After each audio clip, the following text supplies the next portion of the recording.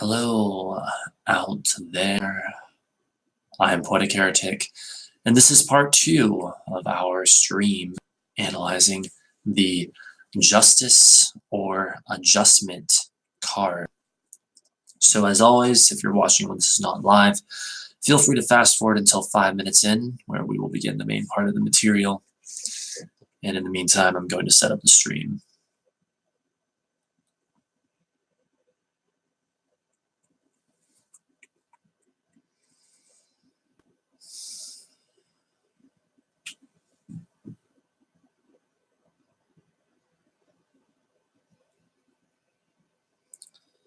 How do we look and sound? How do we look and sound?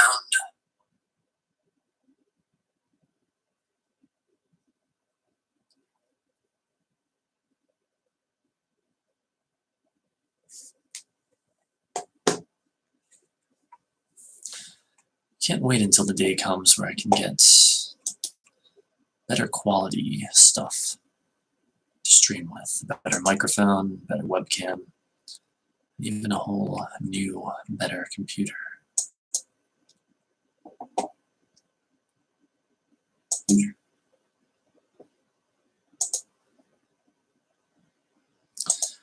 when that day comes, I will say, I knew this day would come.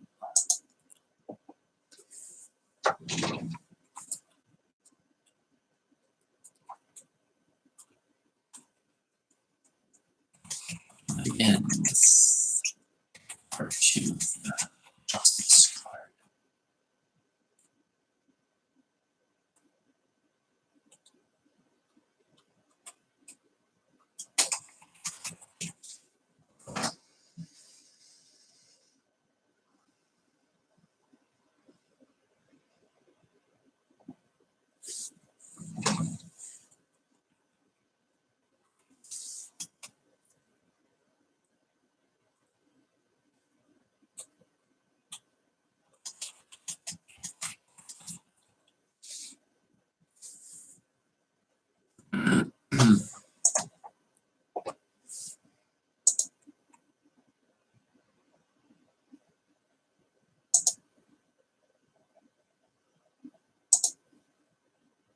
So weird doing this so late at night. It's so damn quiet.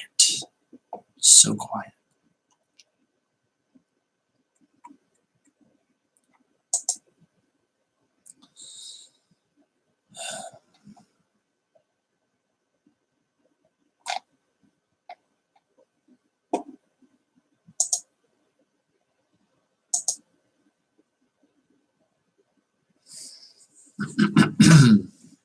And now we wait until we're 5 minutes in.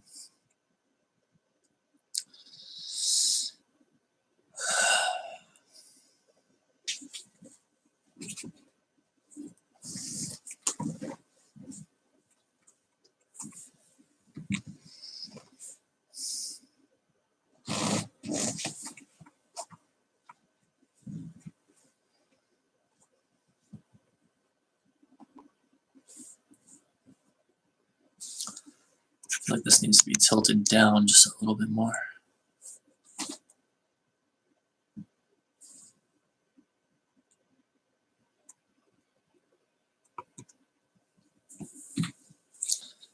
And now I'm gonna need to make sure I didn't fuck anything up.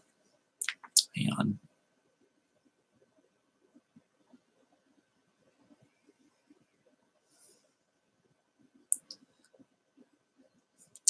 Sound test right now. Sound test right now. Okay,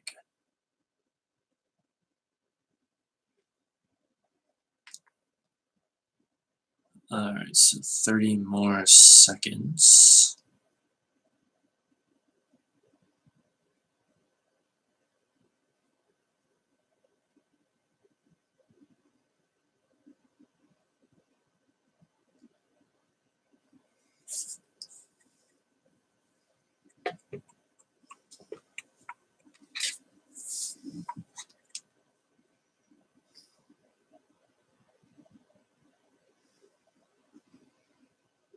Okay, I see we're about 5 minutes in, and so it is time to begin part 2 of our analysis of the Justice card, also known as the Adjustment card.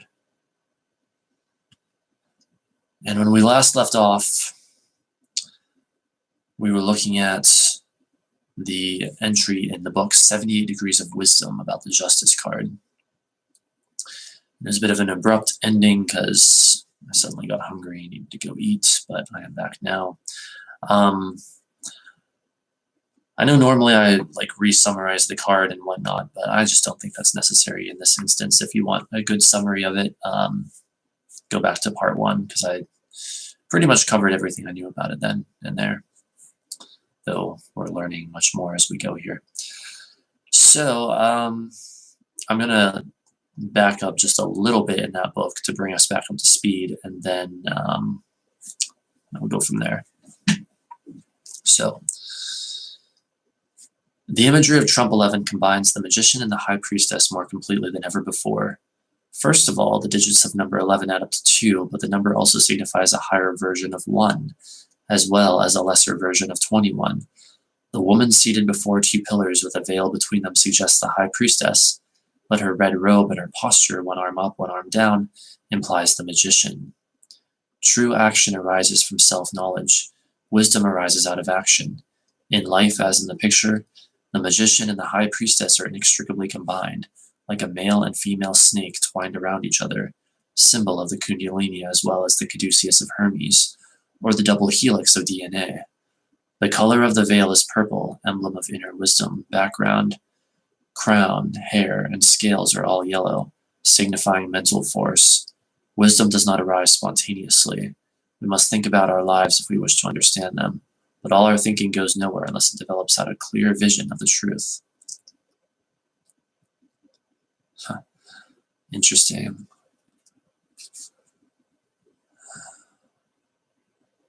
Saying that thinking is necessary for wisdom and enlightenment.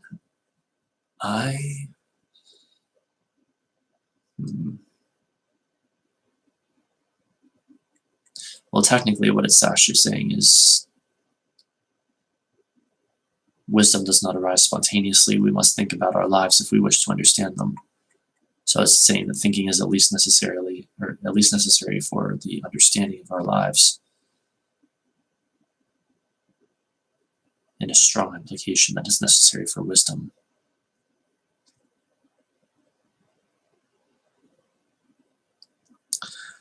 On the microcosmic level of personal psychology, the Wheel of Fortune represented a vision of a person's life, the events, who you are, what you've made of yourself. Justice indicates an understanding of that vision. So that's key right there, so let's let that sink in.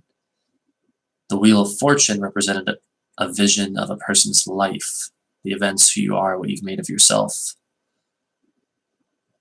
Justice indicates an understanding of that vision. The way to understanding lies in responsibility. As long as we believe that our past lives just happened, that we do not bring our own selves into existence through everything we do, then the past remains a mystery, and the future an endlessly turning wheel, empty of meaning. But when we accept that every event in our lives has helped to form our characters, and that in the future we will continue to create ourselves through our actions, then a sword of wisdom cuts through the mystery. Further, by accepting responsibility for ourselves, we paradoxically free ourselves from the past.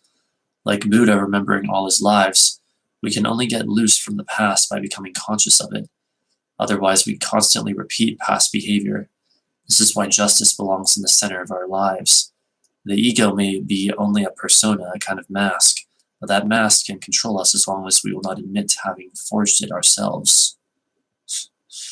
Oh, that's interesting. So let's go back over that in a moment.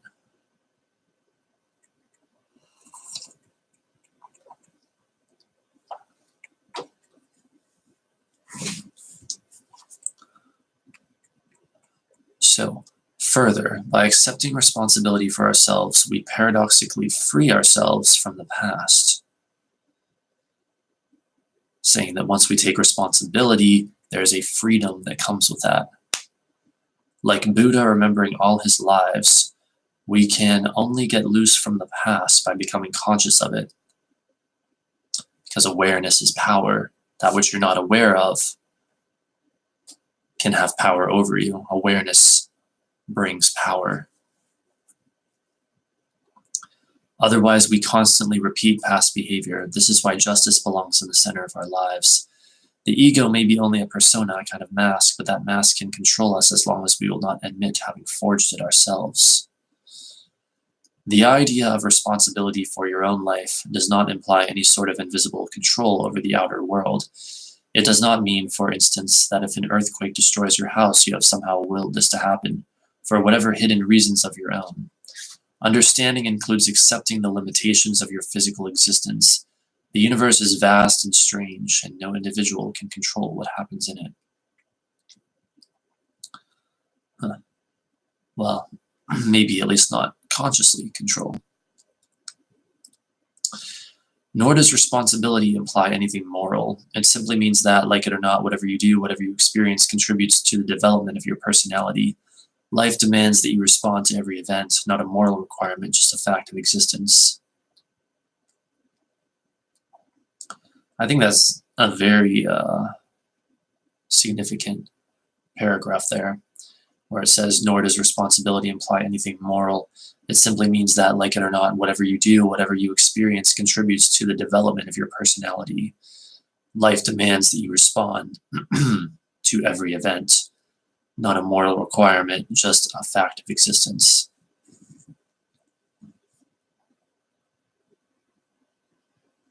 So there's no negating, there's no cutting something off from you once you have experienced it, once it has happened to you. You have to admit to what has happened to you and what is happening to you. You have to admit to where you are, and you have to admit to all aspects of yourself and say, yes, these are my own. These are my experiences, these are my thoughts, these are my feelings, whatever, And yet all our instincts, psychology and religion, as well as the testimony of mystics, tells us that life contains something more, an inner core independent of that outer self thrown from one experience to another. An inner core independent of that outer self thrown from one experience to another. The second line shows the outer personality dying and the inner core, the angel of temperance, being allowed to emerge. Before such a release can happen, we must accept the quote-unquote justice of our lives. What we are, we have made ourselves.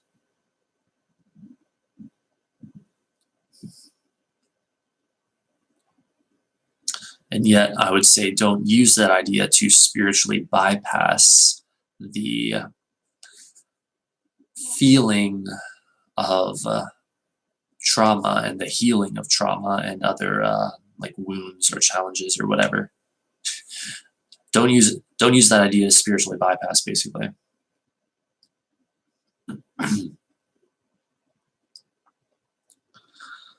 Our age sees this process of awareness as primarily psychological, best exemplified in the difficult process of psychoanalysis. Other ages have externalized the process of transformation in the dramatic rituals of initiation. All initiations follow the same pattern. Having gathered his or her courage to become a neophyte, the candidate first receives instruction in the teaching of the cult or mystery. During this time, steps are taken through meditation, ritual, and drugs to open the channels to the unconscious and make the person receptive. These first stages are symbolized in strength and the hermit. So let's see here. These first stages are symbolized in strength and the hermit. This idea of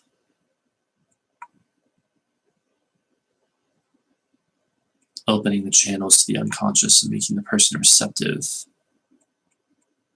Or is it going back, saying having gathered his or her courage to become a neophyte, the candidate first receives instruction the teaching of the cult or mystery. I think that's what it's saying, because it's talking about gather the courage to become a neophyte. And then it's saying opening the channels to the unconscious, make a person receptive.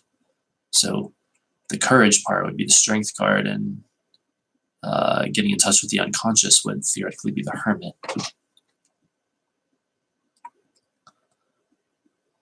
Then, in a great atmosphere of mystery and drama, the candidate is shown a vision of the cult's secret mysteries. Parentheses, they are kept secret partly to protect them from unbelievers, but even more to make them effective when revealed.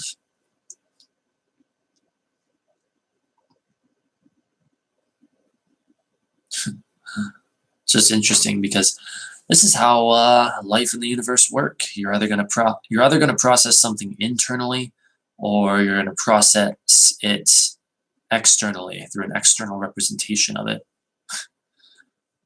So it's fascinating, but I think it's often easier to process it internally. In the Grail cults, this vision was a dramatic procession of the Grail and its attendant symbols, carried by women weeping for a wounded king. We see an analog of this vision in the Wheel of Fortune. And now comes the crucial moment. The candidate must make a response. If he or she simply stands there passively waiting for the next events, then the initiation cannot continue. In the Grail cults, the necessary response was most likely a question, either what is the meaning of these things, or more subtly, whom does the Grail serve? By asking this question, the candidate gives the cult a chance to answer. Wait. Let me analyze this a bit further.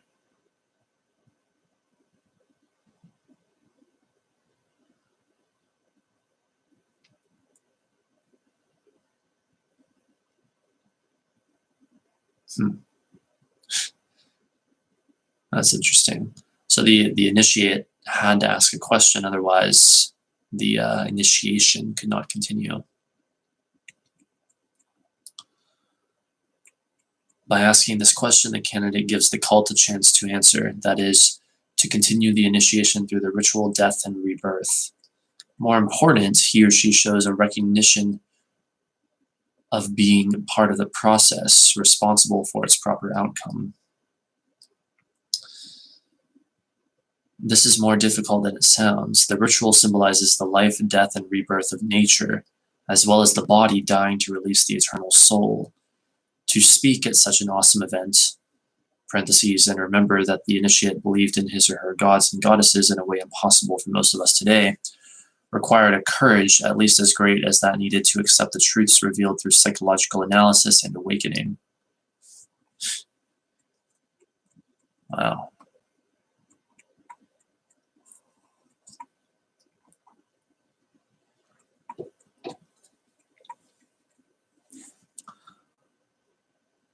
In our time, the emphasis on individualism leads us to think only of personal death and rebirth.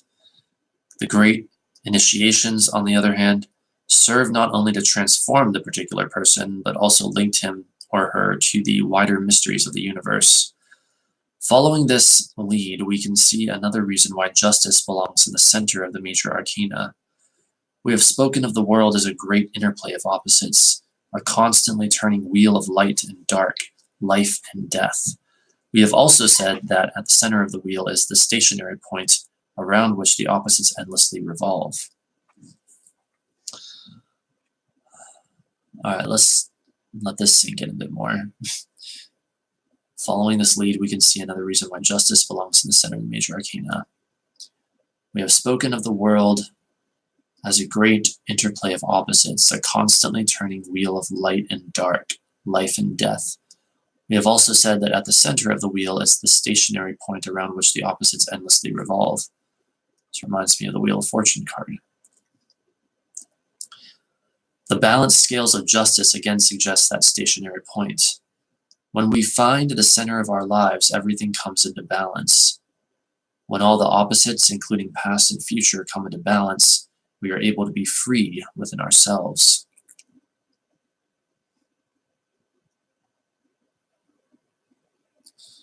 When we find the center of our lives, everything comes into balance. When all the opposites, including past and future, come into balance, we are able to be free within ourselves. Many people wonder what the tarot or the I Ching or astrology tell us about free will. If the cards can predict what we will do, does that mean free will does not really exist? The question arises from a misunderstanding of free will itself. We think of it as something simple and independent of the past. At any moment, we think we are free to do whatever we want, but our supposedly free choices are governed by our past actions. If we do not understand ourselves, how can we expect to make a free choice? Only by seeing and accepting the past can we free ourselves from it.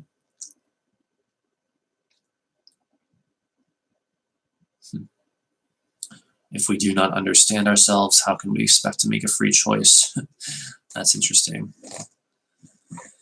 So it's almost like saying that a lack of self-understanding is a lack of freedom, a lack of freedom to choose, a lack of free will. It's like saying that not understanding oneself is imprisonment, and understanding oneself is freedom, liberation. Interesting. Perhaps that is one of the main things the tarot has to teach us, our own power.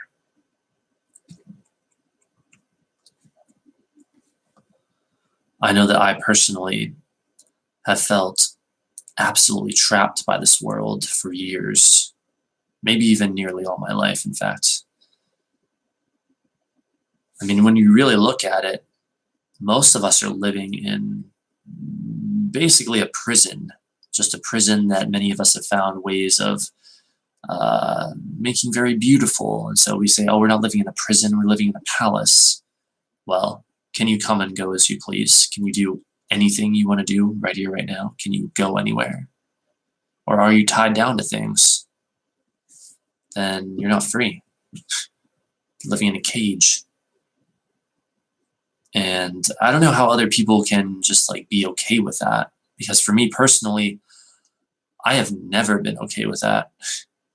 I mean, I remember when I got my first job, for example, I thought I was going to lose my mind.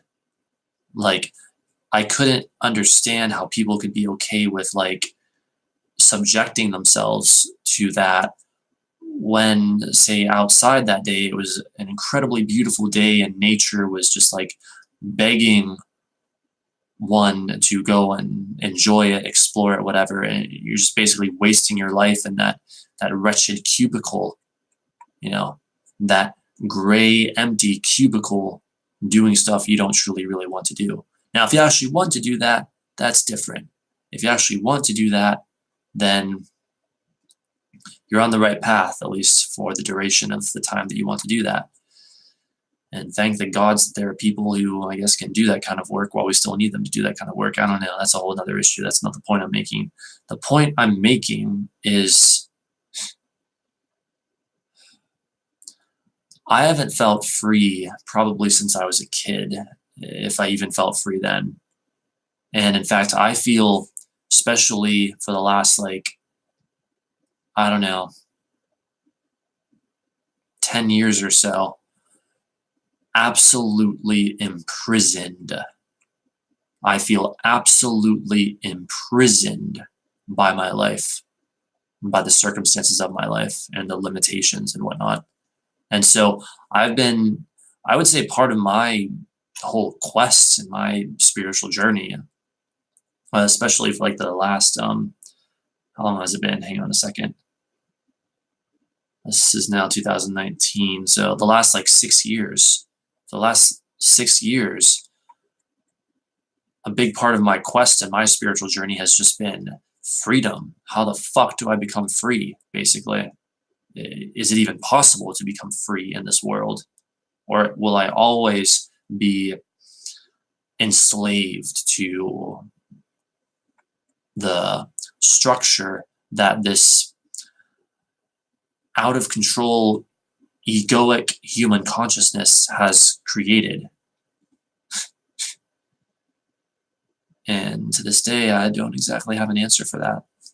I don't know if I ever will become truly free. I hope I will be. I hope I will. I hope it's even possible. I think maybe it is. But I can tell you honestly, right here, right now, that to this day, I have not found freedom. I have not found freedom at all. Only the illusion of freedom. That's the best I've ever been able to find. So anyway,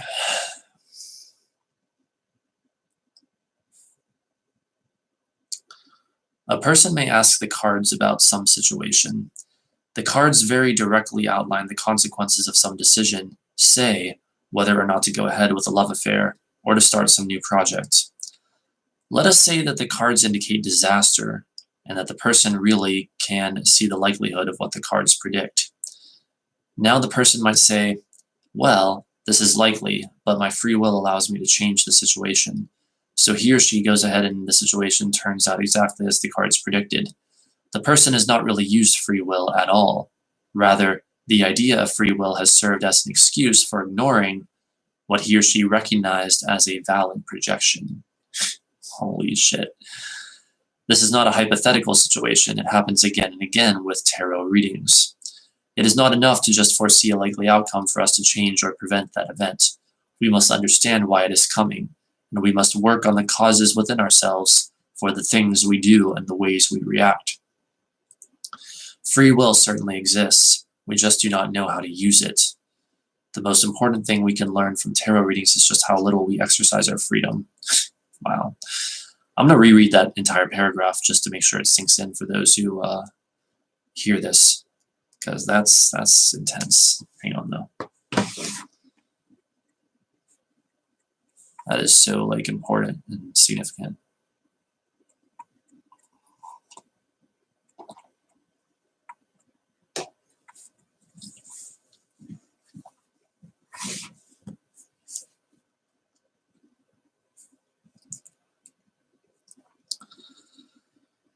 A person may ask the cards about some situation. The cards very directly outline the consequences of some decision, say whether or not to go ahead with a love affair or to start some new project. Let us say that the cards indicate disaster and that the person really can see the likelihood of what the cards predict. Now the person might say, well, this is likely, but my free will allows me to change the situation. So he or she goes ahead and the situation turns out exactly as the cards predicted. The person has not really used free will at all. Rather, the idea of free will has served as an excuse for ignoring what he or she recognized as a valid projection. This is not a hypothetical situation. It happens again and again with tarot readings. It is not enough just to foresee a likely outcome for us to change or prevent that event. We must understand why it is coming, and we must work on the causes within ourselves for the things we do and the ways we react. Free will certainly exists. We just do not know how to use it. The most important thing we can learn from tarot readings is just how little we exercise our freedom. In tarot readings, one should always pay very careful attention to the card of Justice. Let me think here. Do I have a comment, though, in that previous paragraph before I move forward? Well, it's basically, I mean, it should be obvious what it's saying, but it's like, just because you think you can change the outcome of a tarot reading just because you know what the most likely outcome is, doesn't mean you're any more likely to change it than if you hadn't had the reading. You have to do the actual spiritual work or whatever. Like, you have to actually meet the challenge at hand if you want to change the unwanted outcome. So interesting. It's like even the tarot reading in and of itself might just, and the person, well, I should say it like this, the person's position that they can oh so easily, apparently, use their free will to change the unwanted outcome could then in and of itself be a part of why and how that unwanted outcome comes about.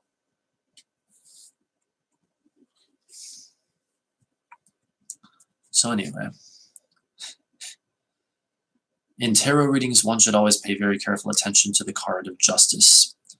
Its appearance indicates, first of all, that events have worked out in the way they were, quote-unquote, meant to work out. That is, what is happening to you comes from situations and decisions in the past. You have what you deserve. Secondly, it indicates a need and a possibility for seeing the truth of this outcome. The card signifies absolute honesty. At the same time, it shows the possibility that your actions in the future can be changed by a lesson learned in the present situation.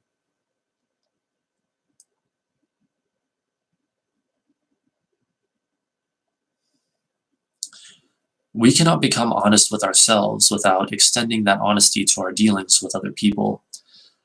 In this sense, the card carries the obvious meanings of justice, honesty, fairness, correct actions, and of course, in legal and other matters, a just decision, though not necessarily the decision a person might prefer.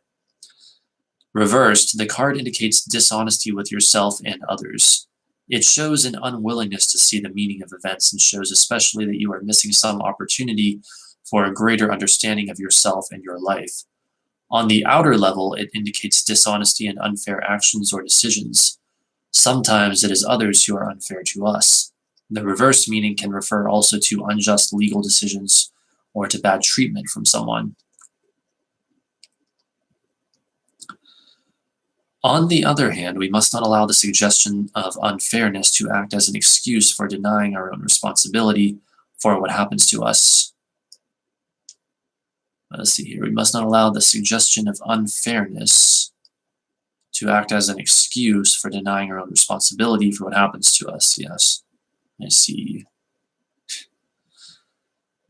Justice reversed sometimes reflects the attitude, it is unfair, look how everybody treats me, and on and on.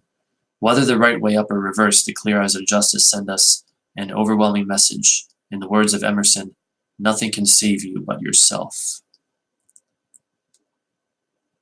Wow. That concludes that book's entry on the Justice card. So let's see here, though.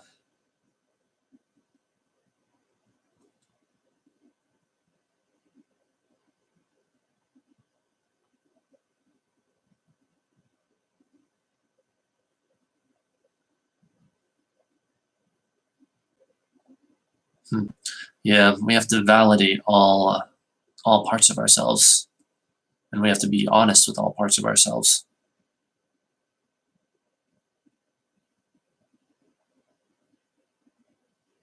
So you can't just, again, it's like you can't just like disown some experience just because you don't like it, you know? If it happened to you, whether you like it or not, it happened to you. It's a part of you, and so you have to take it as a part of you. It doesn't mean, see, here's the thing though, I would say, it doesn't mean you have to be okay with it happening. It doesn't mean that you have to be okay with it having happened to you. But you do have to acknowledge that it did, in actual point of fact, happen to you. It is the reality. You can't just cut it off from you because you don't want to accept that it happened to you. That's the issue. Doesn't mean you have to like it or be okay with it, but you do have to accept the reality of it having happened to you.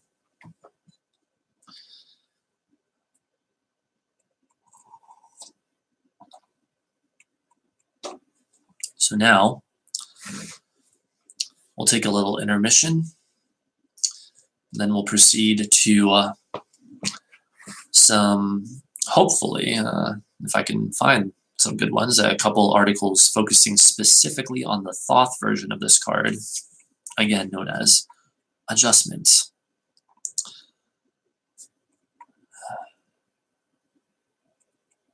So beautiful.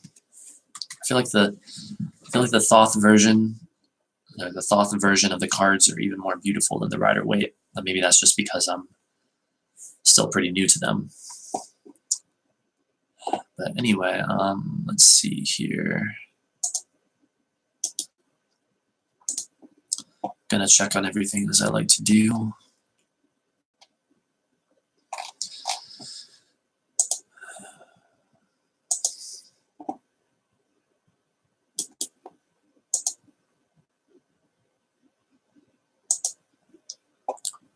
See, I'm not quite sure at this point what I should do in the future then, whenever a live stream needs to fall late at night.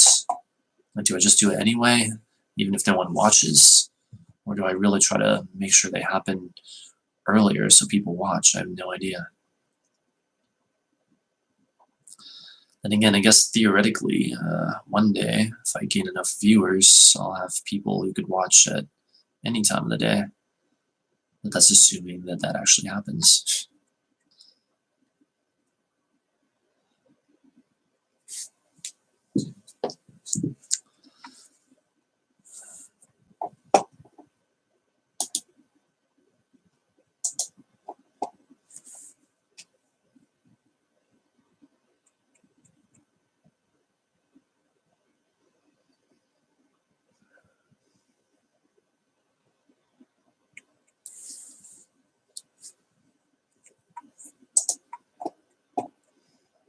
Well, since no one's here right now, I'm going to check on the quality of the stream a little more closely, and then we will continue.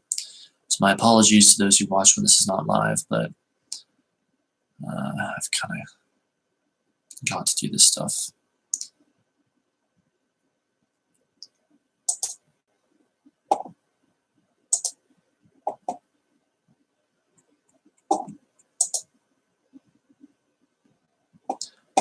All right, so looking at it now.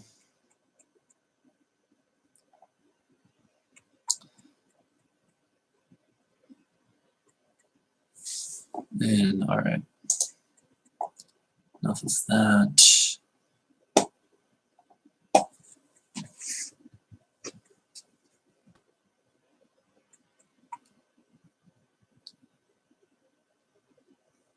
Okay, everything's still audible.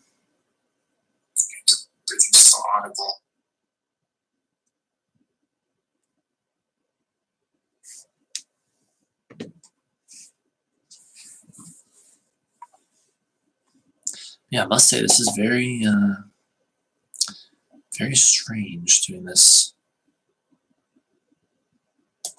on my own for the most part tonight.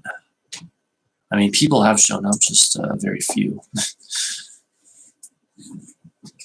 And they only stay for so long. I mean, it's okay, I'm not complaining or anything, because I'm the one doing it super late. Just saying how it has been.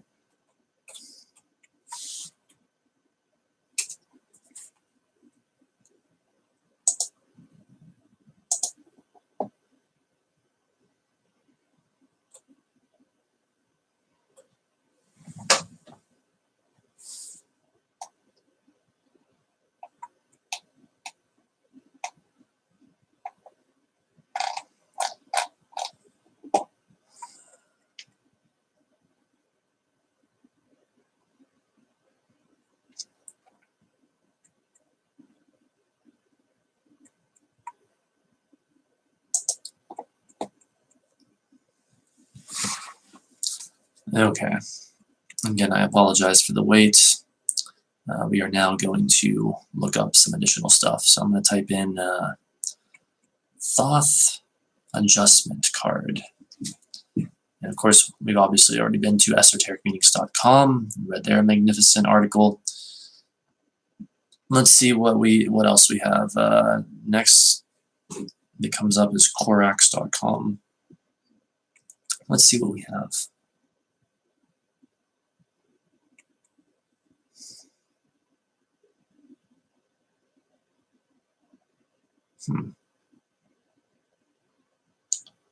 Interesting.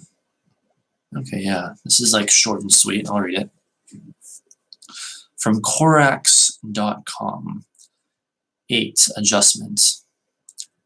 Venus in Libra, standing for fairness and justice, with a clear aspect to Saturn. Zodiac, Libra. Tree of Life, the connection between Geburah and Tifereth. Element, air. number 8 as the number of justice and adjustment. 2 times 4, 2 times 2, etc. What does that mean? 2 times 2 is 4. I don't know, but whatever. The adjustment is a symbol for the balance of contrasts, complementing one another and also building up room and time. She combines the high priestess and the magician.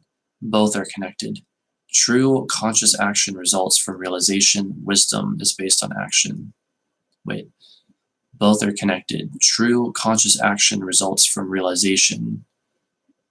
Wisdom is based on action. The principle of activity completes itself with the passivity of inner reflection, the adjustment being the balance in between. Another common name of this trump is justice. The card tells one to be righteous in all aspects of our life, to ignore, suppress, or prefer none if need be. Only when we have an objective view of all and accept them can we find inner balance and silence. That's interesting. Tells one to be righteous in all aspects of our life, to ignore, suppress, prefer none if need be. So to ignore none, suppress none, or prefer none if need be. Only when we have an objective view of all and accept them can we find inner balance and silence. Therefore, the adjustment stands for uncompromising honesty and objectivity, the realization of cause and effect, background and consequence. Oh, by the way, it wasn't Crowley who reversed trumps 8 and 11, justice and strength. If you look at old historical decks, the justice has been the 8 ever since. Well now, isn't that interesting? So this wasn't Crowley's choice, although, well, Crowley did choose, though, then at least to keep it that way, we can surmise.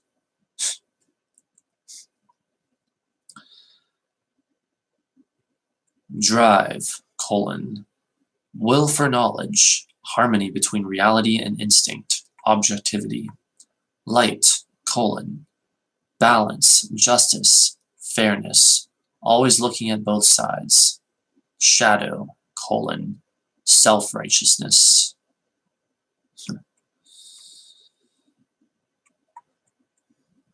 Yeah, that was fascinating. Next up is thothtarotcrowley.wordpress.com. I guess we're going to someone's blog now, but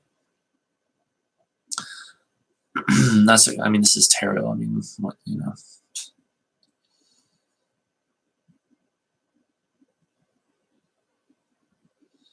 Everything's at least a little subjective with tarot, I feel like. I don't know. I need to turn my heater down, so I'll be right back.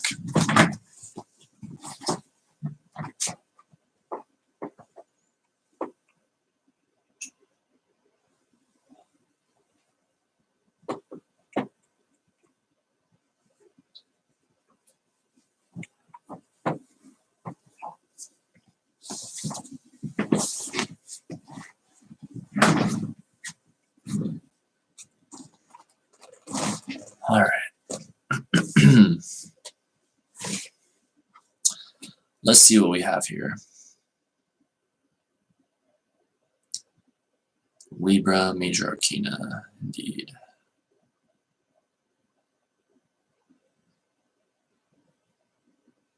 Adjustment. Adjustment seeks balance and growth around core principles, but never forgets that understanding the past brings insight to the future. Finding harmony with the higher self brings stability to both the internal and external landscapes.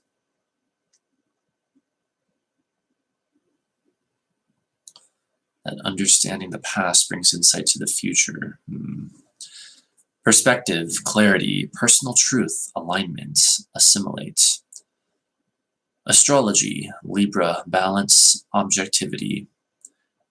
Libra is skilled at solving problems, compromising, and arranging diplomatic solutions for any conflict. Occasionally, Libra's need to see both sides of any issue can make it seem indecisive. Its charm, however, makes up for it. Librans have an innate need to balance themselves through relationships with others. They are typically friendly, gregarious, and charming. They are exceptionally social creatures, with visionary social and humanitarian ideals. They tend to express themselves through artistic pursuits and have a keen appreciation for the beauty and harmony of art. Remember, if it's not obvious, Libra ruling the Justice card and Adjustment card is going to mean that all of this stuff about Libra is going to expand your understanding of the card. Also, I am a Libra rising.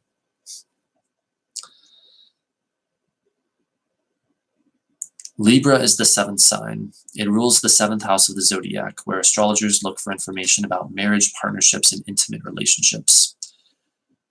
Libra, in turn, is ruled by Venus, the planet of love, attraction, and an appreciation for beauty and harmony. For that reason, Libra rules all of the arts, from theaters to concert halls to art galleries. In tarot, Venus corresponds to the Empress card. The combination lends a caring, nurturing quality to Libra's role as an emissary of balance and equanimity. The Sun is in Libra between September 23rd and October 22nd. Its start marks the first day of fall, I cannot emphasize that properly, apparently. Its start marks the first day of fall. That makes it a cardinal sign. It takes a leadership position and initiates change and forward movement. Like Aries and Cancer before it, Libra is an agent of change and decisive action. And like Capricorn after it. Libra is also an air sign. In astrology, just as in tarot, the element of air symbolizes intellectual energy. Libra is extroverted, communicative, and conversational. It's interested in others, and it's able to express that interest in an utterly charming fashion. Libra rules the seat of power in the human body, the buttocks, along with the lower back and the balanced pair of purifying kidneys. Interesting. Seat of power as I get more comfortable in my chair, my new chair.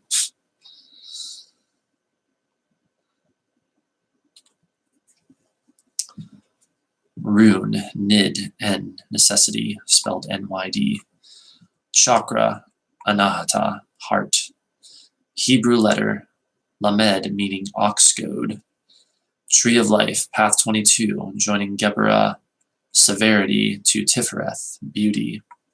Colors, emerald green, blue, deep blue green, pale green. Symbology, female figure on tiptoe, inner equilibrium, highest concentration, balance, the Egyptian goddess of justice, Mayat. And so, of course, we are looking at the symbolism of the card itself here. Blue-green coloration, wisdom and contemplation. Mask, attention focused within. Sword with moon crescent pommel, instinctive power of discernment. Balanced scale pans showing alpha and omega. Trying to get everything centered here. Harmony between polarities. Hang on a second.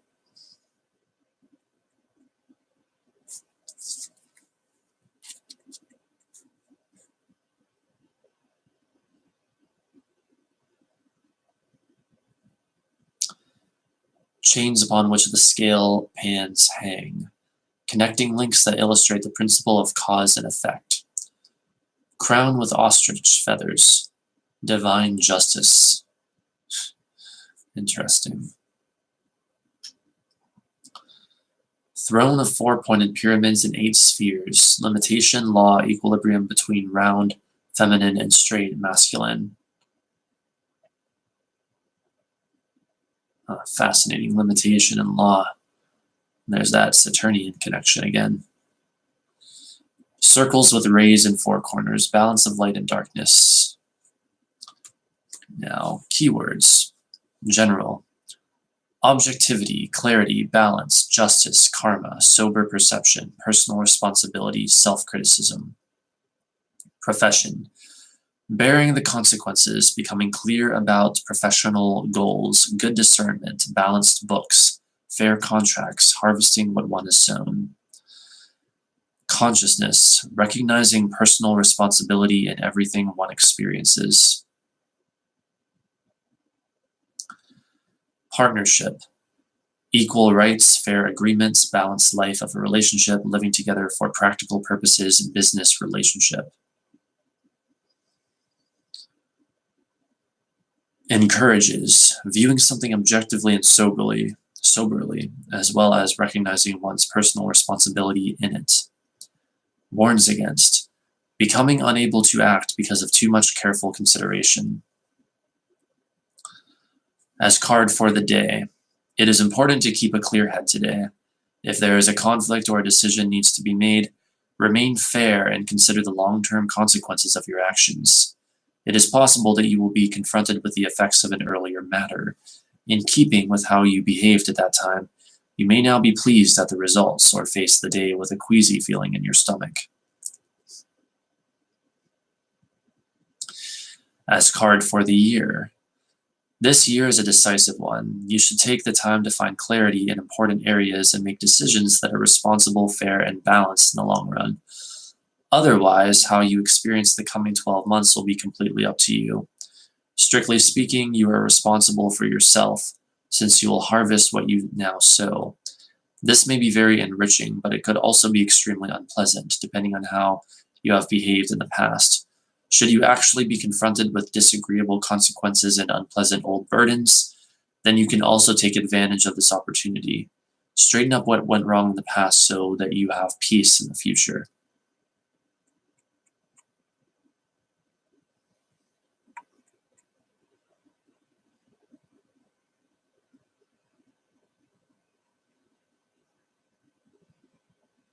That would be an interesting thing to do, like do a tarot reading at the start of the year and just draw one card and have that be for the year.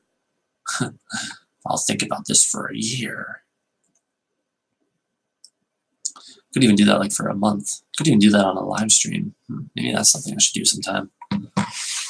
Start of the month, draw one card and let that be the card of the month for humanity and what humanity is currently experiencing. That could be interesting.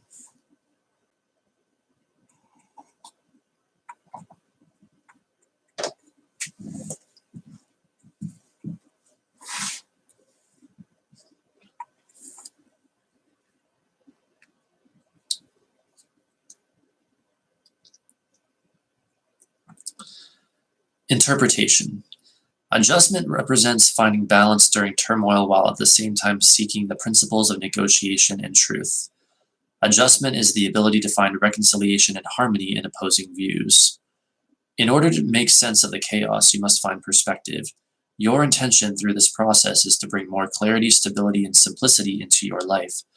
This is the time to acknowledge your personal truth and the ideas and thoughts that support who you are now, rather than the opinions and beliefs that no longer serve. You must clear out the clutter from your mind and view existing circumstances with all honesty. By finding your correct alignment, you are able to gain new perceptions on old situations.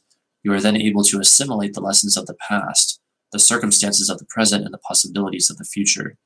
From this place of integrity, you become centered and discover the harmony you so desperately seek.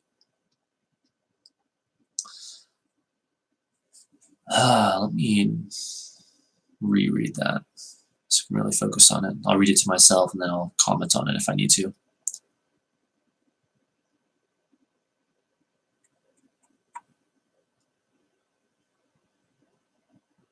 The ability to find reconciliation and harmony in opposing views.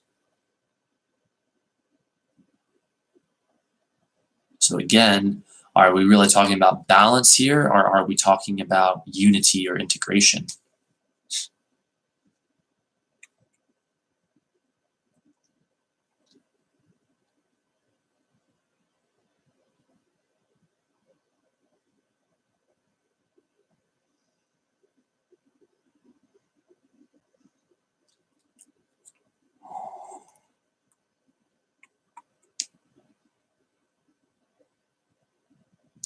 So it says here, by finding your correct alignment, you are able to gain new perceptions on old situations.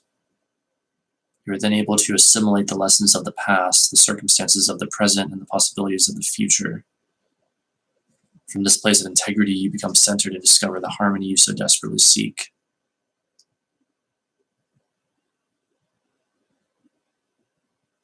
I feel like that would just go like over so many people's heads still. They'd hear that and they'd be like, blah, blah, blah, blah, blah. What does that actually mean? And I would say, and I don't mean in any way to like, I don't mean any offense to the author of this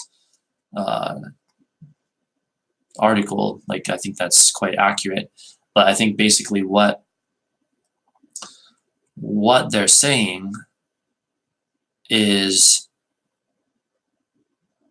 that you can look at old things in your life, like you can look at the past in a new way. You can find new ways of looking at old things, and by doing so, you can move the energy of it. And hang on, what did they say next? Then able to assimilate the lessons of the past, circumstances, present, possibilities, future.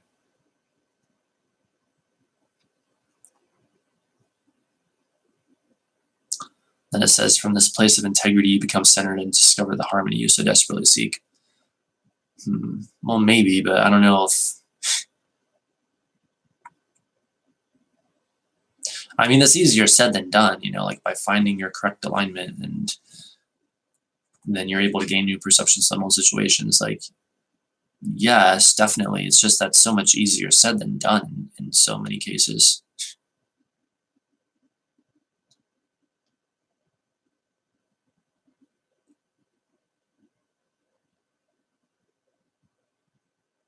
Yeah, I don't know, whatever. Let's just move on.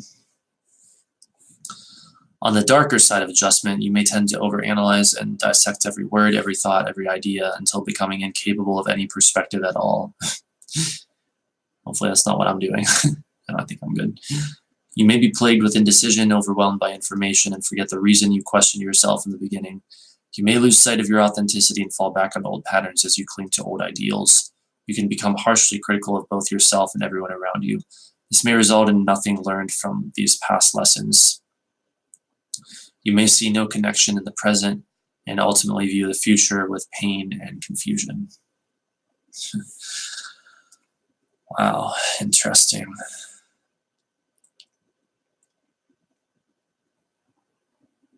Yeah, that does happen though a lot of times in people's journeys, I think. Like, you'll get to a certain point and make a certain amount of progress, and you'll run into challenges, not figure out how to overcome those challenges, and as a result, end up like regressing, end up like moving backwards on your spiritual journey, and then be that much more like bitter and angry because of it. So that's something to watch out for, you know, try not to fall into that trap.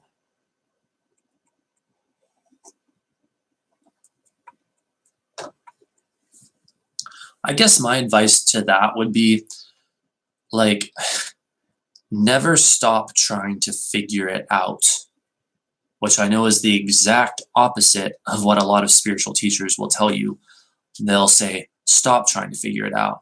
Well, that has never fucking worked for me. The only thing that has ever worked for me is continually trying to figure it out, to figure it all out. And I don't care how complex it has to get, let it get complex. Because if you can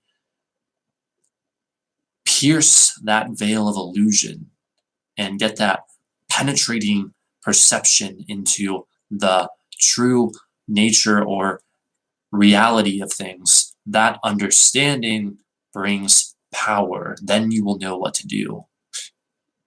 That's been my experience always. That perception is power, that understanding is power, that knowledge is power.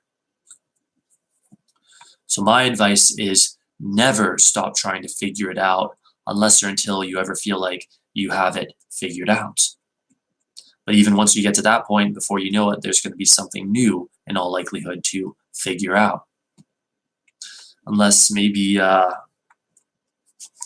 I don't know, a lot of, I don't know, people that claim to be truly enlightened, they do seem to be at a point where there's no longer anything to figure out, and they're past that, the state of true enlightenment. They've transcended that.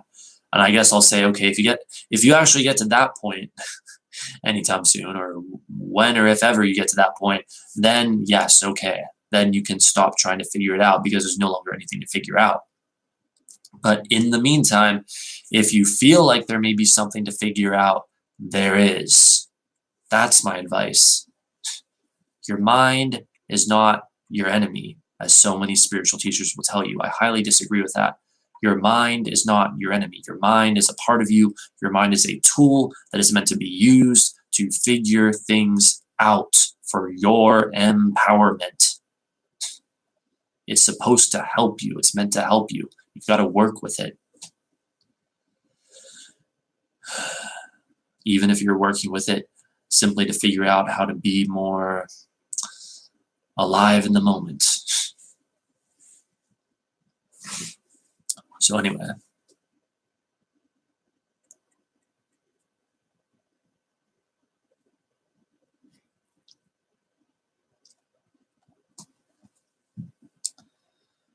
Questions from adjustment.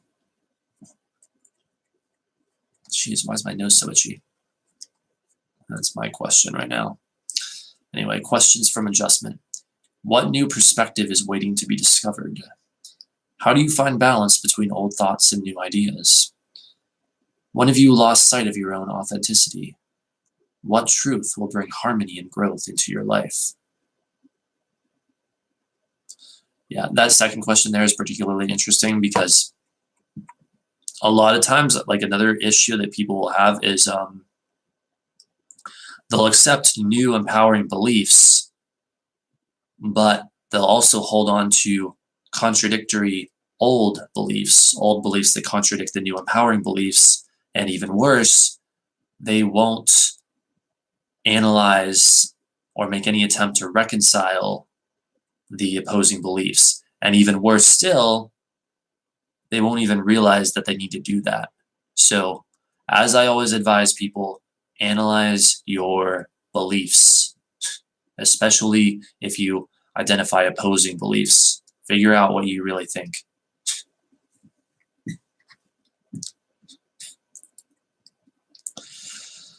Affirmation.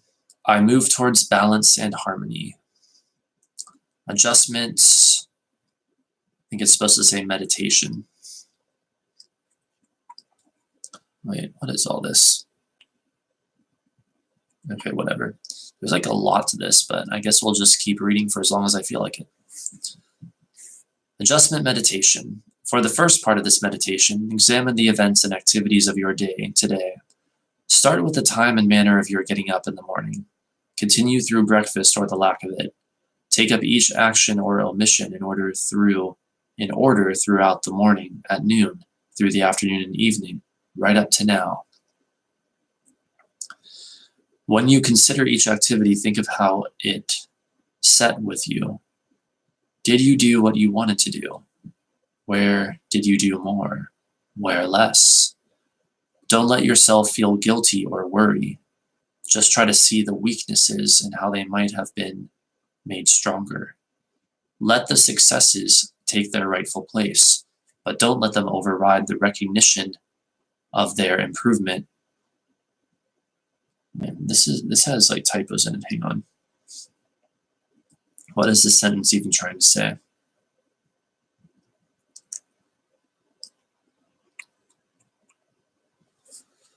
I don't know, so I'm just going to guess. Let the successes take their rightful place, but don't let them override the recognition of their improvement if needed. Concentrate on actions or inaction. Examine your day for the next 3 minutes.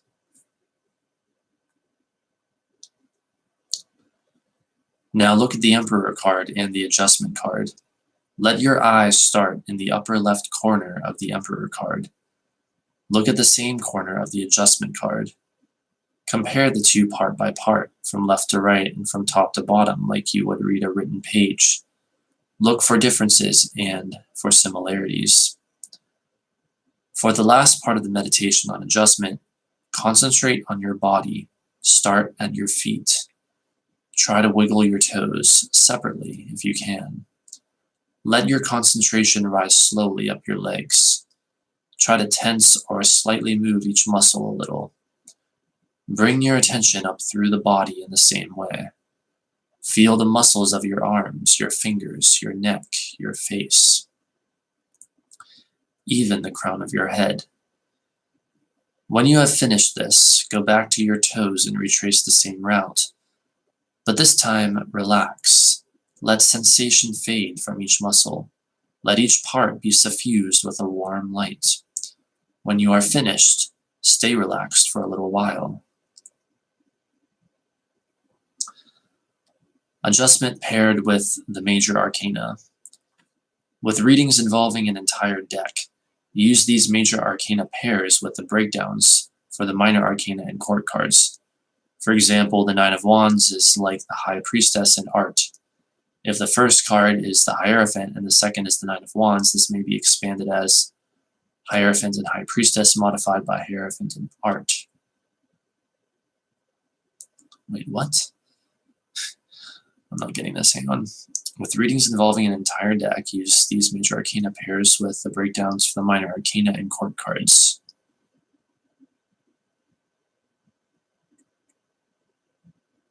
For example, the Nine of Wands is like the High Priestess in art.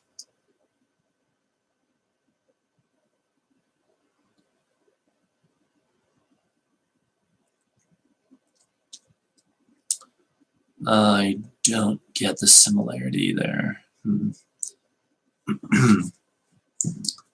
Other than, let's see, 9. Nine of Wands, isn't that the moon in Sagittarius? So High Priestess, the moon, and then art, ruled by Sagittarius. Is that what they're getting at? Let's see, if the first card is the Hierophant, the second is the Nine of Wands, it's maybe expanded as Hierophant and High Priestess, modified by Hierophant and art. The primary meaning is always the direct one of each card in itself, modified by the position and the layout. These combinations help in unifying your reading and in examining secondary meanings. Yeah, I'm not quite sure what they're getting at there. And how long is this?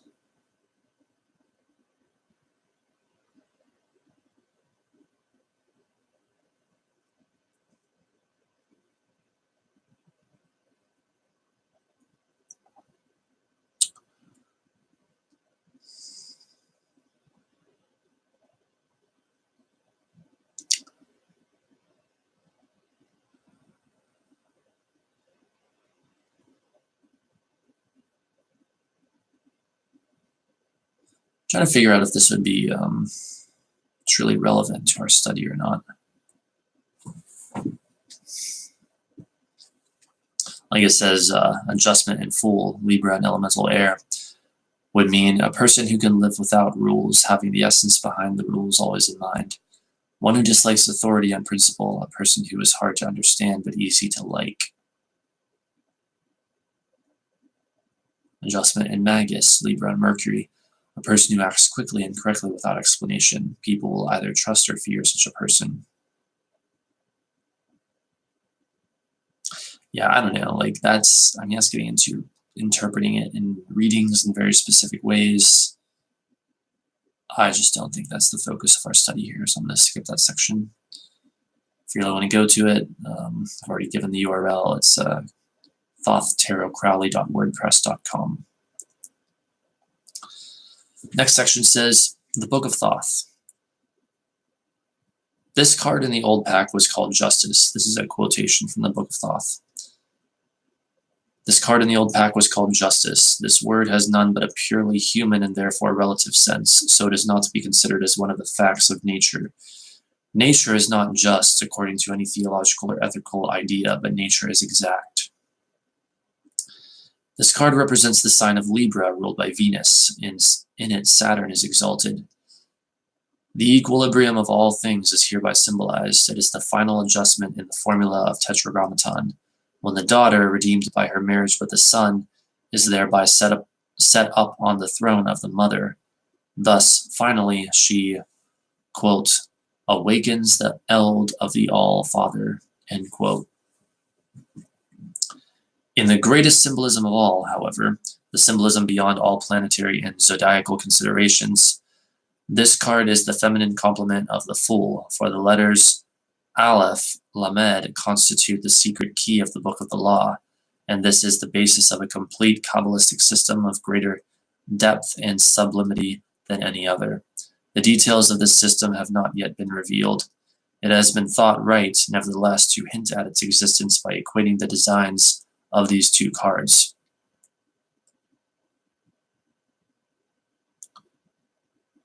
That's interesting. The details of the system have not yet been revealed. It has been thought right, nevertheless, to hint at its existence by equating the designs of these two cards. Not only, therefore, because Libra is a sign of Venus, but because she is the partner of the Fool, is the goddess represented as dancing with the suggestion of Harlequin.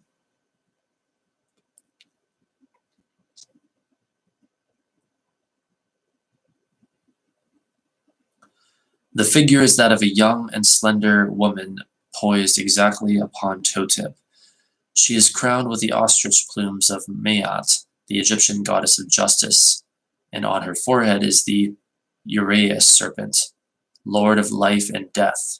She is masked, and her expression shows her secret intimate satisfaction in her domination of every element of disequilibrium in the universe.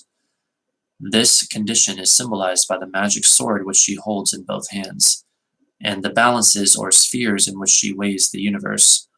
Alpha, the first, balanced exactly against Omega, the last. These are the judex and testes of final judgment. The testes, in particular, are symbolic of the secret course of judgment, whereby all current experience is absorbed, transmuted, and ultimately passed on, by virtue of the operation of the sword, to further manifestation. Just so you guys know, we're getting into stuff here that is beyond even my comprehension, so yeah, I'm probably just going to have to read it. I'm not sure I can really comment on it in this part anyway.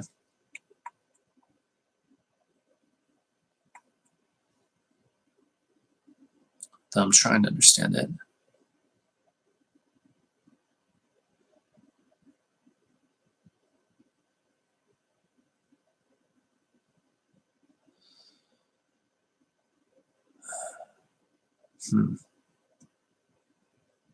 Anyway, this all takes place within the diamond formed by the figure, which is the concealed Vesica Pisces, through which this sublimated and adjusted experience passes to its next manifestation.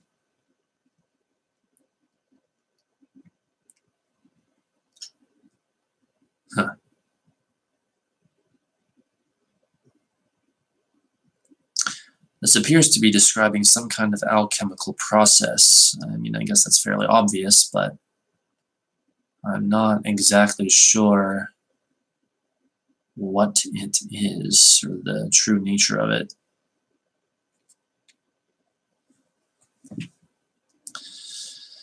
She poises herself before a throne composed of spheres and pyramids, for numbers signifying law and limitation, which themselves maintain the same equity that she herself manifests, though on a completely impersonal plane, in the framework within which all operations take place. Outside this, again, at the corner of the card, are indicated balanced spheres of light and darkness, and constantly equilibrated maybe, rays from these spheres form a curtain, the interplay of all those forces which she sums up and agitates. I need a tissue real quick, so I will be right back.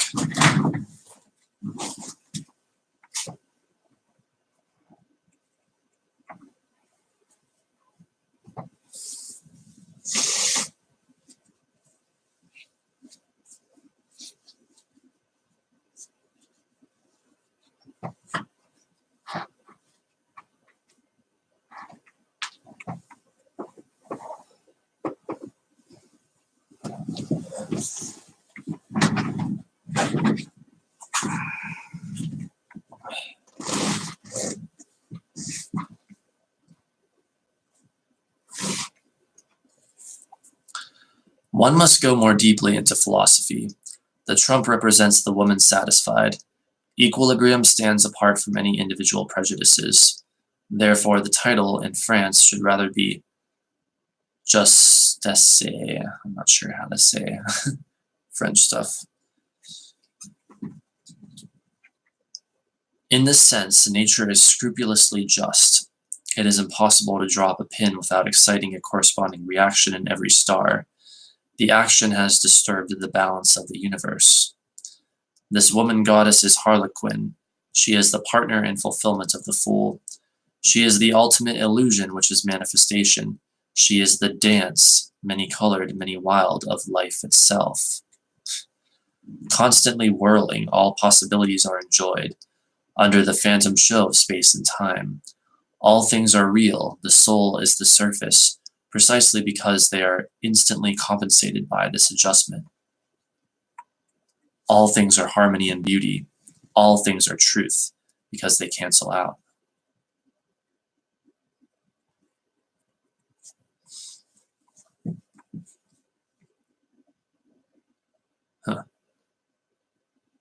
Trying to understand this. So, constantly whirling, all possibilities are enjoyed.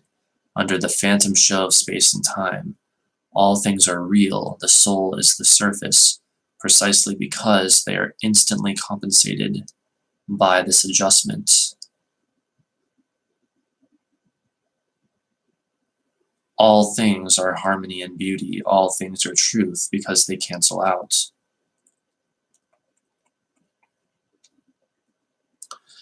She is the goddess Mayat. She bears upon her Nemes the ostrich feathers of the twofold truth.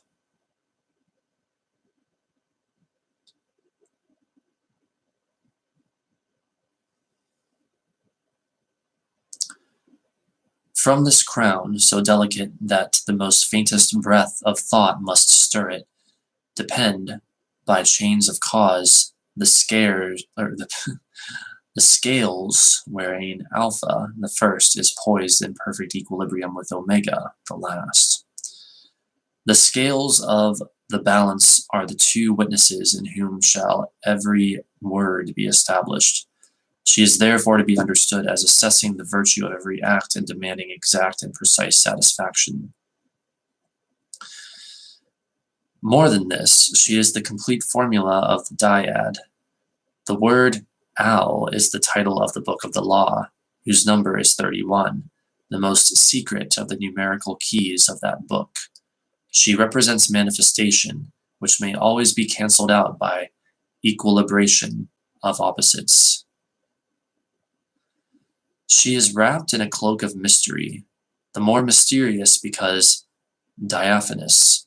She is the Sphinx without a secret, because she is purely a matter of calculation. In Eastern philosophy, she is karma. Her attributions develop this thesis. Venus rules the sign of balance, and that is to show the formula, love is the law, love under will.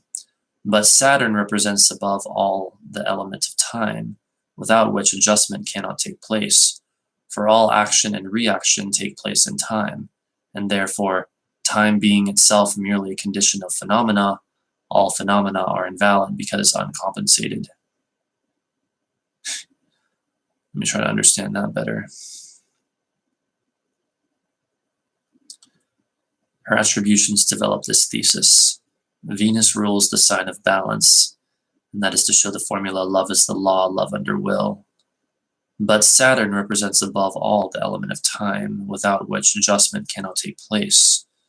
For all action and reaction take place in time, and therefore time being itself merely a condition of phenomena, all phenomena are invalid because uncompensated. The woman satisfied. From the cloak of the vivid wantonness of her dancing wings issue her hands. They hold the hilt of the phallic sword of the magician. She holds the blade between her thighs. This is again a hieroglyph of Love is the law, love under will. Every form of energy must be directed, must be applied with integrity to the full satisfaction of its destiny.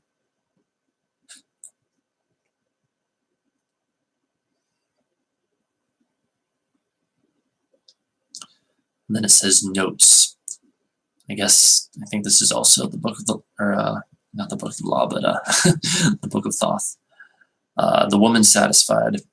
From the cloak of the vivid wantonness of her dancing wings issue her hands. They hold the hilt of the phallic sword of the magician. She holds the blade between her thighs. It says Harris to Crowley between November 3rd and December 19th, 1939. Harris to Crowley.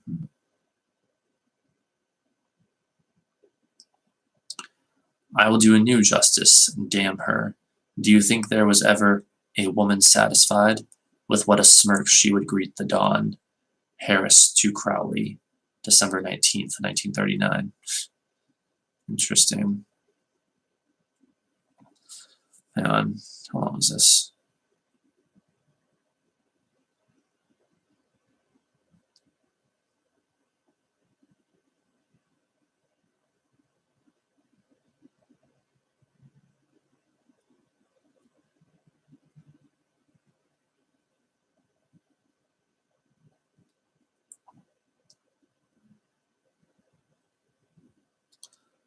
All right, well, I don't know, this just seems like miscellaneous stuff for the rest of this, or like trivial stuff, maybe, I don't know. I think we've read enough from this website. That was very, very well done. Very, very good. That was nice, long, thorough, informative stuff. And with that, I think we've gone over this card as thoroughly as we need to. Both the Rider-Waite and the Crowley Thoth version. So let us look again at the Rider-Waite and the Crowley Thoth version of the card. Justice, also known as adjustment. Boy, oh boy, it seems like we've learned a hell of a lot more about them in the stream, haven't we? Particularly with the Thoth version. Again, I found it very interesting that this card, like one of the main things about it is this idea of discovering your true will, you know, discovering your life purpose, or however you want to put it. Like, that's very interesting. That's what this card is largely about, or that's one big aspect of it. And the idea also, it seems to be more emphasized with this, that it isn't ultimately about balance. It's about the reconciliation of those opposites, of those polarities, and finding unity and harmony, integration, which again, I must emphasize, is what we truly want. We do not want the separation inherent in balance. We do not want separation at all, ultimately. Although, to take things in an even more mind-twisting, paradoxical perspective, you could almost say, in a way, we do temporarily want separation, because without separation, we couldn't have human life as we know it. And so, just the fact that we incarnated into these human bodies to have these experiences means that we, I guess, quote unquote, want separation by that measure. But I don't know. It's like we have way more separation than we possibly need overall as a species of humanity. What we need is connection and unity. We don't need all this disunity, these inner splits, this schizophrenic existence that people have made a religion out of, basically. Sometimes, in fact, and many times, literally have made a religion out of. So, I'm glad that we've gone over all that. And normally I'd say that's about it, but I do have an idea tonight. And hello, beautiful Lauren Williams. Welcome to the stream. I do have an idea tonight. Before we wrap things up, I could do a tarot reading with a Rider-Waite deck, since that's the one I'm far better at currently, on the question of how can we, both myself and my viewers, better understand the Justice card and the Adjustment card. How can we better understand this card? So I think that we shall do that. So give me a moment here. I'm going to take a sip of tea and I'll get my cards and we'll do it.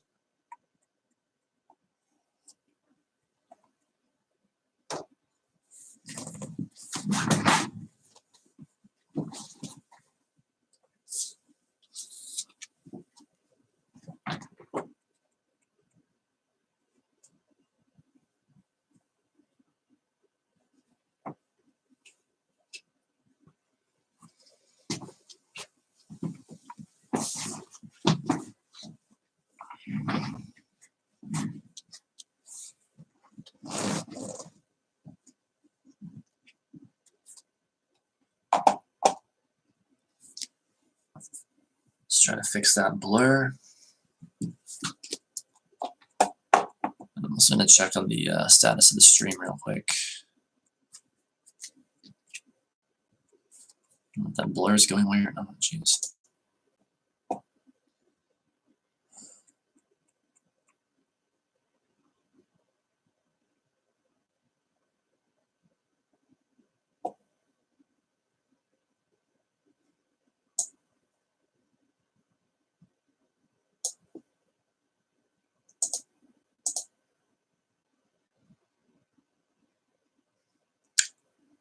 I think Lauren left. Oh dear. Maybe she got disconnected. I don't know.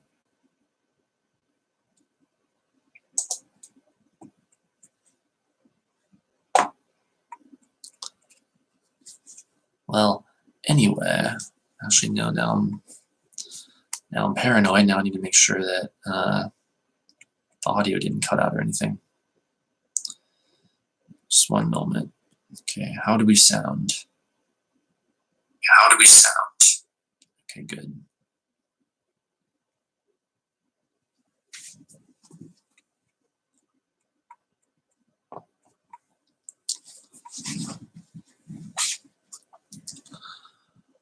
All right, let's do this. Here, let me get the cards nice and separated, as I always like to do. Yeah, I've never done anything quite like this before, literally asking the tarot cards for a reading about a particular tarot card. This is going to be interesting. I hope that the 2 people who watch this when this is not live, or the 1 or the 3 or whatever, enjoy it as well. All right, so we would like a Celtic Cross forecast, or Celtic Cross spread in this case, on how can we, both myself and my viewers, understand the Justice / Adjustment card better. What do we need to know? What do we need to get? What do we need to understand? How can we understand that card, both versions of it, better? Celtic Cross. All right, here we go.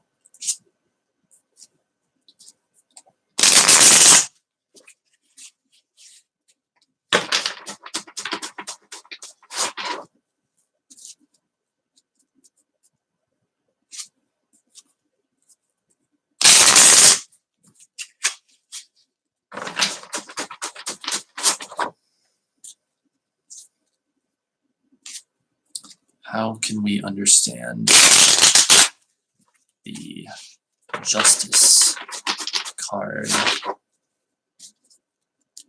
also known as the Adjustment card, better?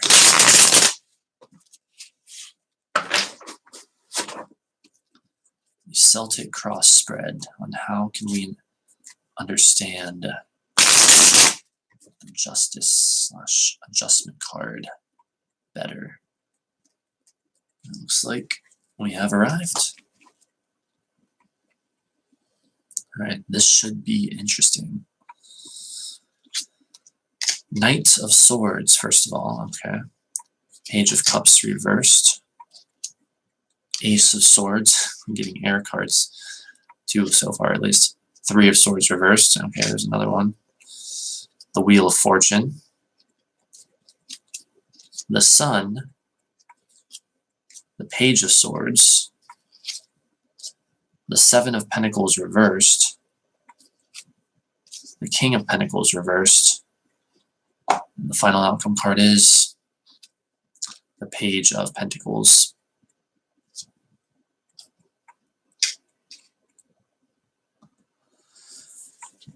All right, let's see here. Interesting. Let me see how I would interpret this. So there's all kinds of stuff talking about new beginnings. We have the Page of Cups, the Ace of Swords, the Wheel of Fortune, the Sun, the Page of Swords, the Page of Pentacles. We have all of these cards talking about new beginnings, so that's an aspect of it to consider. You know, this idea of making a decision and that creating a new beginning. You know, like we read in at least one article, like looking into the spiritual side of life, that sort of beginning. Let's see. Hope to achieve position is Wheel of Fortune. So it's like saying that the Justice card, in trying to discover our true will and stuff like that, is also we're trying to discover and fulfill our destiny. Wheel of Fortune, it of course, comes just before it in the Rider-Waite, or in the Crowley Thoth, it comes 2 cards after it. Let's see. Of course, the Ace of Swords, talking about that clear perception. You know, that's the underlying energy of it. The Knight of Swords for the current, the current outside influences. First card, talking about all that intense mental energy, perhaps even too much, and so the need to balance that, the need to lessen that at times. And after that, of course, we got the Page of Cups, which is a water card, emotion, intuition, you know, very much like feminine energy. And so we need, I would say then, like one article said, to balance the intellect with emotion, or the mind with intuition, or whatever. Let's see, the Sun card in the near future position. Again, not exactly relevant with this sort of idea, you know, near future or whatever, but anyway, that position. Talking about seeing things clearly. The Justice card being all about seeing clearly, seeing things for what they are.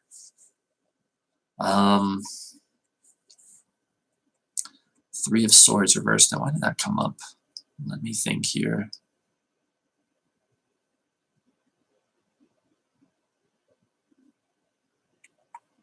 Perhaps because the idea is not of a broken heart or whatever, not of trouble or shock or trauma, but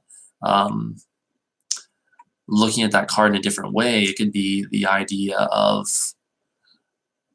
clear sight, or telling it like it is, saying things that need to be said. Also, of course, with it being a 3, communication, and Swords, air, the mental world. And so perhaps emphasizing that communication is an aspect of that card as well. And I would say especially like in relationships and stuff like that. And maybe even, the idea of a recovery from a trouble situation, or shock, or trauma, worry, anxiety, pain. The recovery from a broken heart being an aspect of the overall idea of the Justice/Adjustment card, as we were talking about the reintegration of things, the unifying opposite polarities, the unity that is the ultimate goal. Of course, unity is indeed going to facilitate healing and recovery from such things. Let's see. Page of Swords is going to talk about excited mental energy. Oh, also with the Page of Cups showing up for the challenge card. It's like, I feel like that would also be commenting on the relationship side of things, because Page of Cups can talk about like the idea of flirtation and early stages of romance and stuff like that. And so we have that element showing up to help us understand that that's an aspect of the Justice card as well, or the Adjustment card, you know, that interaction with another person, card 11, at least in the Rider-Waite. So two people, stuff like that. What else? Seven of Pentacles reversed, King of Pentacles reversed, Page of Pentacles, Earth to round it out. And if we drew an 11th card, what it would be? Three of Wands. All right. So Seven of Pentacles reversed. That can often be a situation where things like get back to normal, which of course is another aspect indeed of the Justice card. Yes, is when things are out of alignment, bringing them back into alignment. There was a sort of a spike of an anomaly that we would see with the Seven of Pentacles upright when someone is, well, I don't know, that card has so many potential interpretations, but I often interpret it as a sort of dissatisfaction with one's working conditions and maybe like searching for one's true ideal career or whatever. And then the Seven of Pentacles reversed can be a lowering of that. So it can be the idea of things getting back to normal, or perhaps even the satisfaction of that desire to find one's true career or whatever. So there's that aspect. King of Pentacles reversed. I wonder if these final three Pentacles cards are wanting to comment on the financial aspect of it, because, well, I don't know.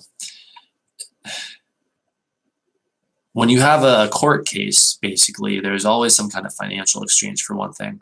Another thing, again, the numerology with card 11, 1 + 1 is 2, second house is about finance, about money. And so there's that financial connection. And then also we take the 8 of the Adjustment card in the Crowley Thoth version. 8th house is business and other people's money, and also taxes. And so, is there a connection there? Well, theoretically, there has to be. And then the Page of Pentacles for the final outcome card.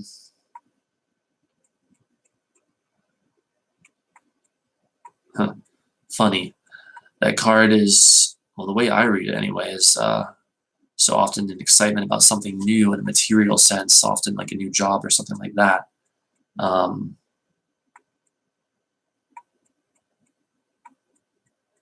Which in a way, again, like we continue to see, the Justice card does have this idea of a new beginning with it. And maybe if we go from the Seven of Pentacles reversed to the Page of Pentacles in this reading, we have this idea of, again, like we went over, finding one's true will. And one's true will in this connection, perhaps, being connected to a career, a particular vocation. Could that be the case? I think it may very well be. I think that's what this reading is getting at. So yeah, very interesting. This worked extremely well, actually, doing a tarot reading on how do we better understand a particular card. Yeah, it worked very well indeed.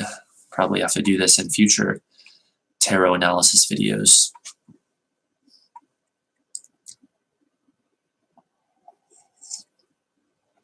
So anyway, I'm afraid the time has come that I must wrap things up here. It has been a most interesting and informative, enjoyable stream indeed. I'll accept that doing it late at night, hardly anyone showed up, and so didn't get to interact with the chat a bunch, which is a huge part of the fun for me. And so I am a little disappointed that I didn't get to do that. And so now I'm wondering, like, should I really try to make sure that these don't happen late at night, or should I just let them happen whenever they happen, or what? I'm really not sure yet. I'll have to think about that. But yeah, we'll see what happens. It was still enjoyable enough regardless, and I got a lot of good thoughts out. And I know that probably hardly anyone will watch this, at least anytime soon, if ever, when it's saved to my channel. But I'm glad that at least this part and the previous part are saved to my channel. And well, this is going to be saved to my channel as soon as I'm done streaming, so that at least there's the possibility that some people can hear what I've had to say in this and what the various sources that we went over had to say. Because I think that even with there being hardly anyone here throughout the night, this has been indeed one of the most meaningful and powerful and significant streams, tarot streams or any streams that we've ever done. So I'm really glad that it'll at least be saved to my channel, and hopefully people will find it and watch it, even if it's like 5 years from now and they're going back and seeing how shitty everything was back in 2019 when I still had to operate with such insufficient technology. And then in like 2024, you know, I have like the ultimate streaming setup and, you know, live in some awesome house and everything, you know, rather than this small room that I have to subsist in all the time. So anyway, let me just see here. Is there anything else I want to cover?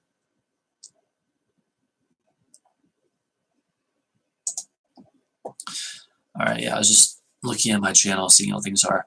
Yeah, I don't know. Maybe I will go live after this as well. Maybe even just for a little while with a little tarot reading for donation stream, in case anyone would be interested in that. But of course, I don't know, why would those who watch this in the future care about that? So anyway, never mind. If you do watch this anytime soon, though, keep in mind that I will be back as always on Monday, or maybe early Tuesday if it ends up being late at night, with another Seth stream. We're going to finish out Seth Speaks at long last. We finished the main part of the book. Now we just have the appendix to read, which we will indeed go over in one stream, most likely, almost certainly. And then we'll be done with that, and we can move on to the next Seth book the following week. After that, on Wednesday, I'll be back probably with an astrology stream, and then probably also another live tarot reading stream. I don't know. I'm still like kind of unsure about what I want to do regularly with Wednesdays, but I know I at least want to do tarot reading streams for donations on Wednesdays from now on. At least do that, but probably also talk about astrology. But I don't know. I've thought about maybe switching some things around a little bit, just a little bit, but I don't know if I will yet or not. But we'll see. And then, of course, obviously, I'll be back next Saturday night, or Saturday during the day. I don't know yet. For the next tarot stream, where we will be looking at the Hanged Man card. So, oh boy, it feels weird to say, but thanks for those who have, or thanks to those who have been here. You know, there have been so many people who have been here tonight. It's been so overwhelming. I don't know what to do. So, thank you. Thank you to the many people who have the one person, the many people who have been here tonight. Thank you so much. And in the earlier stream, the 5 or so people, I don't really know what it was. Actually, I think it had 13 views once I was done with it. But whatever. Anyway, yeah, thanks for being here for those who did, and thanks to those who watch this in the future when it's not live. And I hope to see you again.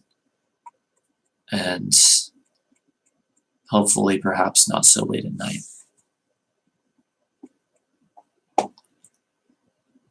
So, all right, everything looks good. Thanks again, you guys, and I'll see you next time.